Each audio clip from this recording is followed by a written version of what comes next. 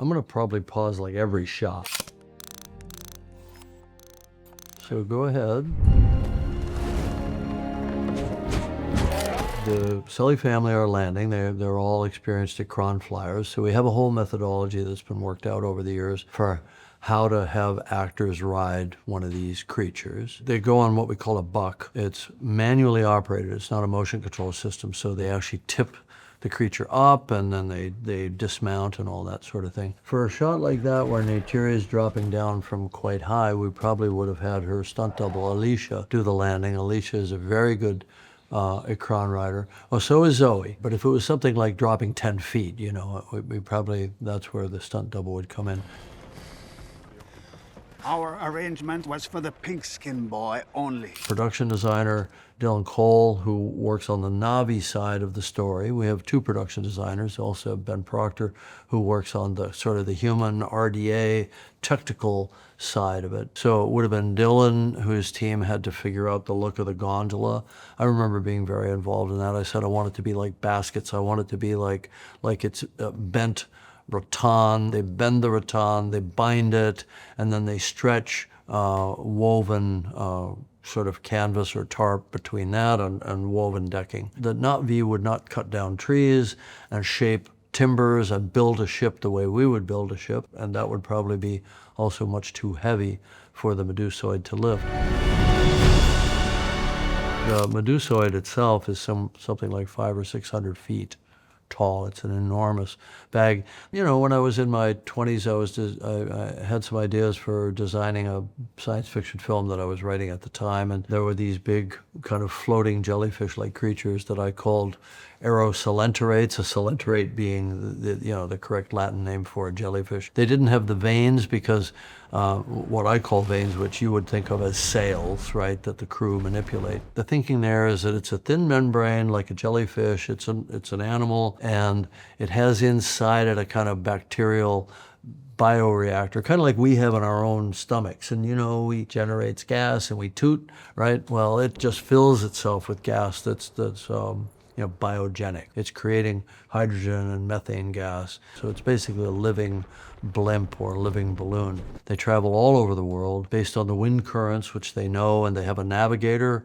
If you look carefully in a shot coming up, I'll point it out. Yeah, so there's like a saddle, there's a harness that harnesses the wind ray to the gondola, and the navigator sitting up there. And he would be a very knowledgeable person who'd spent his life learning kind of at the foot of prior generations of navigators, the wind currents and so on, and the routes and the seasons and how the winds change and so on. Not really that much different from crossing the Atlantic during the 1500s and so on, the trade between Europe and the New World. We're going to see more of the navigator characters in later films.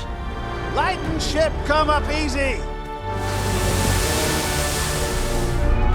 The wind ray itself is obviously inspired a little bit by sort of cuttlefish, a little bit by manta ray. In and of itself has a hydrogen gas bag, so the wind ray is almost like a tugboat. It allows them to tack against the wind, and it allows them to maneuver the ship when there's not much wind for docking purposes and for landing. The point is, this thing almost never touches down on the ground. It just flies endlessly. It's either slightly positive, meaning slightly lighter than air, or possibly slightly negative, and it requires it to flap its mantle, its cuttlefish-like fins to stay airborne. You know, we've got a lot of backstory worked out here. You know, how often do they have to release them from the towing bridle so that they can go feed? What we didn't show is that there would be additional wind rays that are not in harness, that are just traveling as a little kind of community. You can bring them into harness and they can put them into a towing roll when another one gets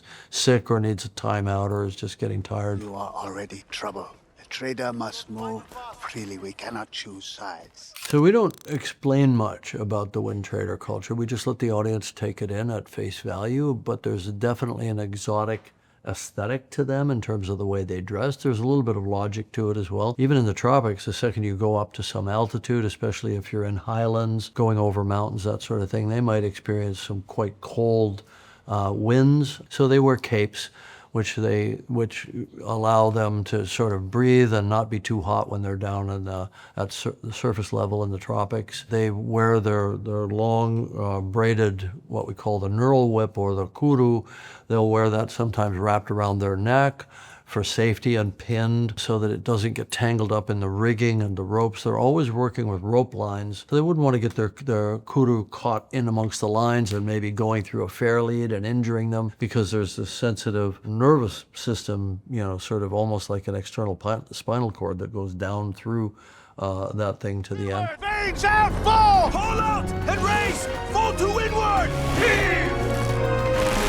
I wanted a bit of a sailing vibe. I wanted these guys to be sailors, to be traders, like maybe the Phoenician traders that would have plied the Mediterranean back, 2,500, 3,000 years ago, and a little bit of the sort of the culture almost of like the Silk Road caravans. It's the same idea that you go from town to town, village to village, and you trade, and in the process you actually wind up traveling thousands of miles, and you're bringing exotic spices and handmade goods. They want to arrive kind of like the circus coming to town. Everybody feels good about it, and they want to arrive with a little bit of kind of ceremony and spectacle. So they have these pennants, these beautiful long colored streamers, and then everybody just stops what they're doing and a festival begins, and then the trading begins. What would the Na'vi trade in? They might be interested in musical instruments that are made far away with materials, woods from forests that are not what's available in their region. And of course, what's the most valuable thing that a wind trader can trade? Gossip. What's going on? They're actually almost like the traveling news readers of the American West. Having Torokmakto on board cuts very close to choosing a side in this war. Pelak, who is the captain of the ship or the leader of the Tlalim clan, was played by David Thewlis, and he was new to performance capture. His eyes were rolling around in his head, I think, the first day. It's like, wait a minute, I got to act with this helmet on my head. Obviously a very experienced actor, and he adapted to it right away. We probably had a few people moving around the background, also in performance capture, just so that they had a sense of the crew bustling around them. Once we figured out how the crew would actually operate the ship and load cargo and all that, we probably went back with additional players from what we call our troupe, a group of very talented performance capture actors that can play anybody. They can play old, they can play young, they can play male, they can play female, just filling out all of the additional, in this case, the crew. You get a glimpse here of the depth of design that's required going into it, and the level that we go to. We had to figure out what each one of those crew members is doing with each one of those ropes and what it's doing to those veins and what it takes to sail these things. We're looking down at the Metkayina clan, who are singing them away. They're singing a traveling song in Na'vi, and they're kind of singing them off as a kind of a bon voyage. And the spirit here is that sense of setting sail. We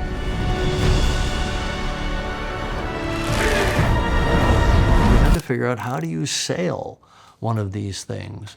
A sailing ship has a keel and a hull that's in the water, and you move the sails so that you generate lift or the pushing force relative to the wind angle. Well, this thing doesn't have anything anchoring it to the water, so that's where the wind ray comes in. It actually creates some pulling force that allows them to orient the vanes to the wind and create enough forward movement to move the ship and maneuver the ship. Sometimes they even have to tack upwind, which is very difficult for them. They try not to do that if they don't have to, because it exhausts their wind rays. Lighten ship, come up easy! They're lightening ship by dropping water from bladders that are inside the ship. The Medusoid itself has these really long tentacles, and it can feed any place there's open water.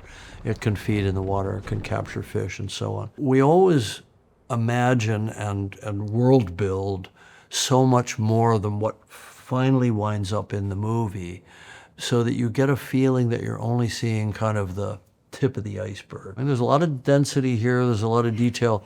We don't stop to explain it much in the movie. We just let you take it in, but it has to make sense. It's not just design for design's sake. Here you have an entire community, entire village that's living very symbiotically with these huge animals. And of course, the most important thing for them would be to keep them healthy, keep them fed, and so on, because they're living together in harmony. Also, yeah, okay, no problem. I can talk about this for hours. I think you got enough. And by the way, it didn't take an afternoon to do all this, and that's the level of detail that we love.